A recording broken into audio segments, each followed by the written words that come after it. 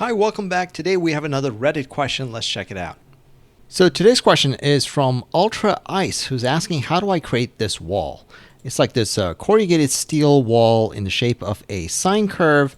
And how do we actually make that? You can see that they've started using Rhino to build it. But honestly, I think Grasshopper is the way to go to approach this. You'll be able to fully parametrically control the wall and everything about that sine wave. If you want to follow along, use the download link below. You'll get the exercise file along with all the other YouTube exercise files, and you get access to my free training, 20 tips to model twice as fast in Rhino and Grasshopper. Let's go ahead and begin. All right, if you open the Rhino file, you'll see that I've taken a screenshot of that graphic from the Reddit post and just put it in here, and I've scaled it so that it's about 2 inches tall. Okay, I'm just guessing that the wall might be that thick. And of course, in Grasshopper, you can change it and make it whatever, right? So it's just a starting point just to get us somewhat situated, and then we can adjust it from there. All right, let's see what else I've done. I've taken that sine curve and I've kind of placed it so that I'm just following this upper line, and I've started here at 0, okay? Now, if you remember what a sine curve does, okay, a sine curve starts at 0, and as you give it an angle as the input, it'll give you an output for the value. So the values start to go up as the angle increases up to the point where you hit 90 degrees, where it reaches its peak. After 90 degrees, it starts to go down up to 180. When it hits 0, it continues to go down to -1 at 270 degrees, and then it comes back up to 0 at 360. And so every 360 degrees, you have one sine wave, and then that continues over and over and over. How can we recreate that in Grasshopper? So in Grasshopper, just go ahead, double click and type in sine. Okay, so this should open up your basic sine component. Okay, what is this asking for? Again, just like before, you enter an angle on your calculator and you get the value. Same thing here. You enter a value, you get the result.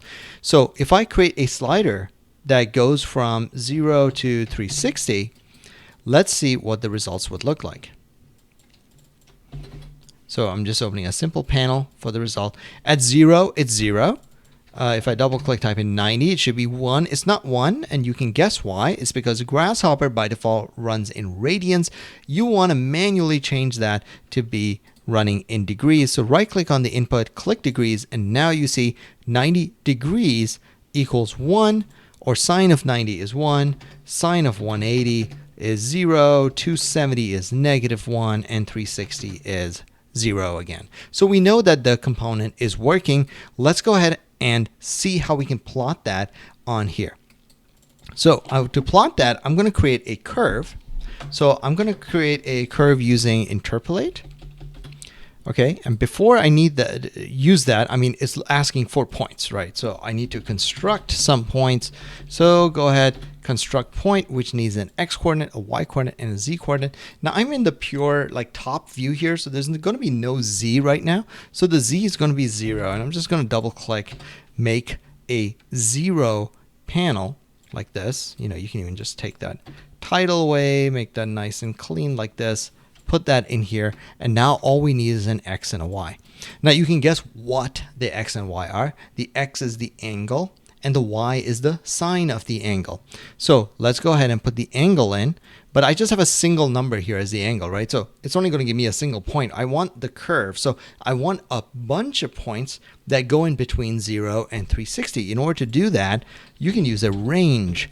Ranges are super useful because all you need is a domain, which is basically start at this point, end at this point, and some steps to say, I want numbers in between that start and end that I gave you. The way you give it a start and end, or the domain, is by constructing a new domain. So if I type in construct, you'll start to see there should be one that says construct domain. There it is, construct domain. And now you're going to enter a start and an end value. Now in our case, I know the start and end value. It goes from 0 to 360. Okay, so there we go, 0 to 360, and it has, 10 steps in there. So when I plug 0 to 360 into the sine component, not just a single number, I should get multiple sine values. And you can guess how they go. They go from 0, they'll go up near 1, back to 0, then down towards -1, and then back up to 0. Perfect. Let's go ahead and plug that into the y, and those range of numbers that we had into the x. And if I zoom out, you'll start to see where those points are. Now, why is it so wide? It's because we're working in a file that's in inches, okay? And this distance between these two red lines is 1 inch. But if I give it 0 to 360, it's going to plot something at 360 inches away, right? So we don't want that, right? We want it to calculate between 0 and 360. But when we display it, we want to take those x coordinates and kind of compress them into a range that we prefer. That's much better. The way you do that, okay, by taking these same numbers that go from 0 to 360 and turn them into another set of numbers that go between a range that you want to use this component that's super useful called ReMap, and we're going to be using it a bunch today. So just go ahead and keep that ready. ReMap. Let me show you what that does. Okay, so what are we trying to remap? Those x coordinates, right? The x is the one that's causing us an issue here. So that's coming out of this range over here, 0 to 360. Go ahead and plug that as the value. Then it's asking, hey, the values you gave me, what is the start and end of the values that you gave me? It's not going to assume that it's the lowest and highest point. So you actually have to be explicit about it. And I already have this domain here that I've defined from 0 to 360. I'll give it that. Then it's going to say, okay, thanks. Now give me the new range that you want.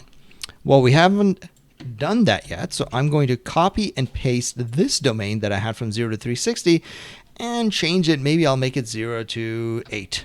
I don't know, just something, right? Let's just see something smaller than 360 and see if it worked.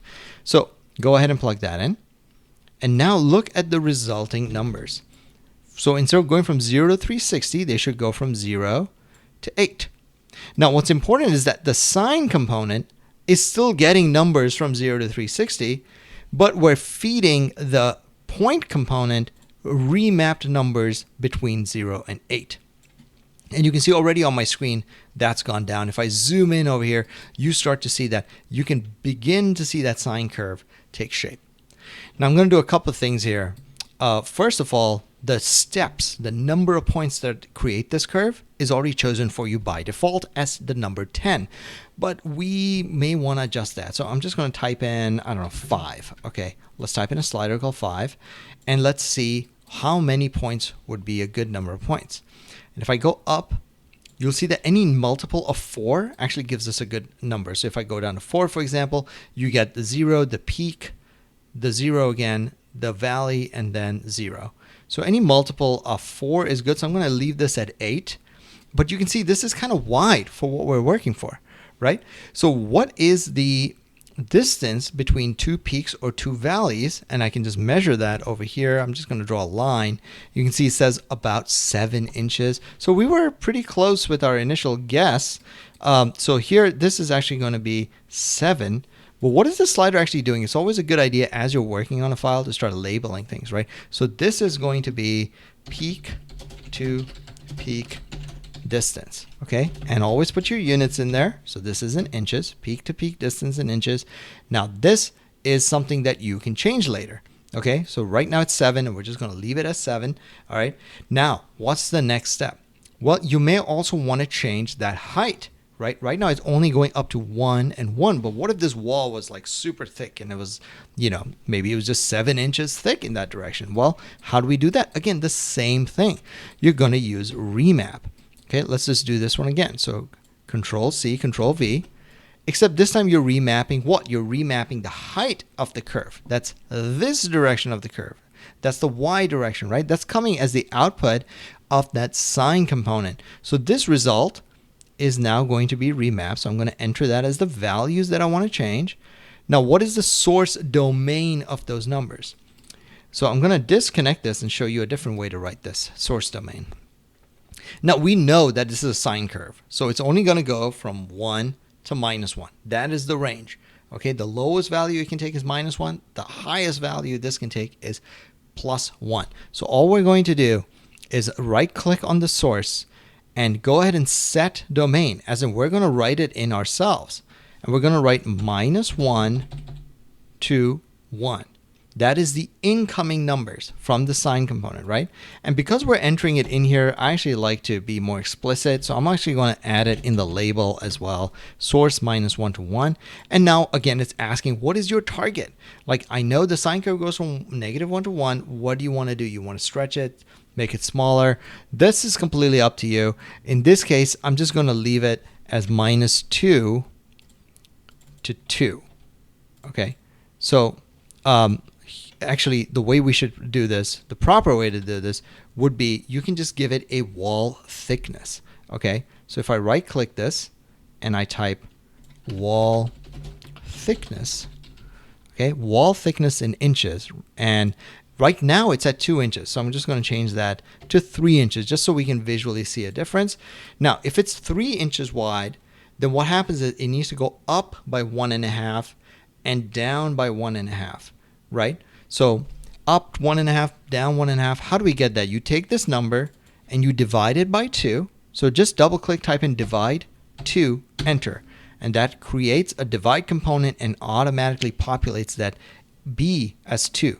But I personally also like to write it out just so I know what I'm doing. So b divided by 2, okay? And you can't just enter that number into the domain. So that number right now is 1.5. You see when I hover over it, you want the negative of that number as the lower value. So I'm going to delete this input and I'm going to take negative. There we go. So it'll turn that value into a negative number. And that negative is the start of your domain, while the positive is the end of the domain. And let's look at what that domain looks like now. So it goes from negative 1.5 to 1.5. If I change this to 2, it would go back to -1 to 1, right? So I'm just going to change that back to 3. All right, so that's our new domain, and you'll see that the numbers that get remapped now go from 0 all the way up to 1.5, back to 0, -1.5, and 0. All right, this mapping goes into the Y. We're replacing the Y component to this, and now you can see that sine curve goes a little bit higher and a little bit lower, okay, because it's 3 inches thick. Now, those points are done. Our sine curve is essentially done. Let's actually turn that into a wall now. So I'm going to draw that curve by using Interpolate. Now, the reason I'm using Interpolate is I actually want it to go through those points. If I did a NURBS curve, it may not actually guarantee that it's going through those points. Let me hide these points now. Just look at the curve, and ta-da, there we go. If I go in my perspective view, zoom in, there's the curve. You can also just extrude that. Okay, extrude this curve. In which direction? The Z direction. That's going straight up. Okay. And by how much do you want to extrude it? Well, that's your wall height. So I'm just going to type in this case, I'm just going to make it a slider. Okay, so let's say it's a 20-foot wall. So just double click, type 20.0. Okay, and I'm going to call this wall height in feet, 20 feet. Okay, it's a pretty tall wall. And if I plug this in, that doesn't look like a 20-foot wall. That's because Grasshopper doesn't care about units, right? It's only going to follow the units of the Rhino model. So if you say 20, it doesn't know you're talking about 20 inches, 20 feet. It just sees 20. Okay, it's your model units, which right now is in inches, which tells it to extrude by 20 inches. So we know what to do with this 20. We just need to convert feet to inches. To do that, you just multiply by 12. So again, just double click, multiply, 12, enter. That automatically creates this B with the number 12 in it, but I just like to label it anyway. And when I plug 20 in here, if I hover over the result, 240 inches, that sounds much better. And that's the height of the wall. Now you may be saying, well, that's great, but that's a really short wall. What about the length of the wall? Okay, let's think about that. I'm going to take the same slider, copy paste. Okay, and this one, I'm going to call it wall length. Does that make sense? Length, right? Yeah, length of the wall. Sure. Okay, here's the thing though. It won't ever exactly be this length. I mean, you could code it that way, but I just want it to be multiples of this sine curve. Okay, what I mean is how many of these sine curves fit within 25.7 feet, for example. So to do that, what I need to do is first get this in inches, and we have this component right here. So copy paste, replace the input, and now I have the length in inches. Okay, here's the other thing though. Now I can divide that length by the peak to peak distance, because that peak to peak distance is also just the 0 to 0 distance on the sine curve. It's all the same, which is 7 inches. So I'm going to go ahead and create a divide component where I'm going to take this 25.7 feet, convert it to inches, and then divide that by this peak to peak distance. and then I'll get a number here, 44. Okay, now you're never going to get a perfect round number. Okay, so I would recommend you use the round component. Okay, put this in here, and then you can choose. Do you want the lower number, like that would be 44, or do you want the ceiling, the higher number, which would be 45? In this case, I'm going to go with the 45. Now, how does that actually help me? What am I doing with that 45? Well, what I want to do is maybe before I extrude, okay, so here's the extrude, right? Before you extrude, you take the curve, which is down here, and you copy it along the X direction. How many times? Well, in this case, 45 times before you extrude it. Now, the way you copy something in Grasshopper is you just use the move component. Now, what are we trying to move? What's the geometry? That's the curve. Okay, where are you trying to move it? We're trying to move it in the X direction, so it needs a vector. Okay, and now, by how much are you going to move it? So we need to give it a series of numbers that starts at 0. So the very first copy it makes is in place, and then every successive number should be a multiple of that peak-to-peak distance. So it should be 0, 7, 14, and the number of times it's repeated is this many times, 45 times. The way you do that is you create a series. Okay, a series of numbers. In this case, it starts at 0. The step, as in what is the distance or the numerical values that differentiate between each successive number. In this case, it's 7. All right. And how many of them do you need? I need 45 of them. So we can reorganize this a little bit, make this a little bit cleaner, bring you guys out here. Okay, so now we should have a series of numbers, 0, 7, 14, all the way down to index 44, which is 45 numbers. That goes into the X direction, so that gives me so many vectors. I move the curve that many times, and then I can extrude it. Okay, there we go, something like that. And let's see if this actually works parametrically, right? Wall height is 4 feet, and yep, I can change the wall height. Let's zoom out, come over here, and you can see I can change the wall length. Okay, and of course you can also change that peak to peak distance here. Instead of 7, you can compress it to down to 3, and it's a lot more squigglier now. Let's go back to 7, and the same thing you can do with the thickness of the wall, which is 3, but originally I had put it at 2, and I can even increase that to something ridiculous just to see what it looks like at 20. Okay, so that's essentially the script. Okay, the last thing you want to do is maybe change the way it looks. I like using BrepPreview. That's just me. If you want it, go ahead and download it below. So you can put in BrepPreview, and I'm just going to add a gray swatch here. So gray for the naked edge color. There we go. That's my corrugated steel wall. Super easy. Go ahead and download this for yourselves. Oh, right. Of course, you want this in Rhino, right? This is all in Grasshopper. How do you put it in Rhino? Well, I've created a layer here, surface wall, and I'm just going to take this wall that I've made and take this instance and put it into Rhino. And the way I do that is just go to the actual geometry, the last geometry, which is the extrusion.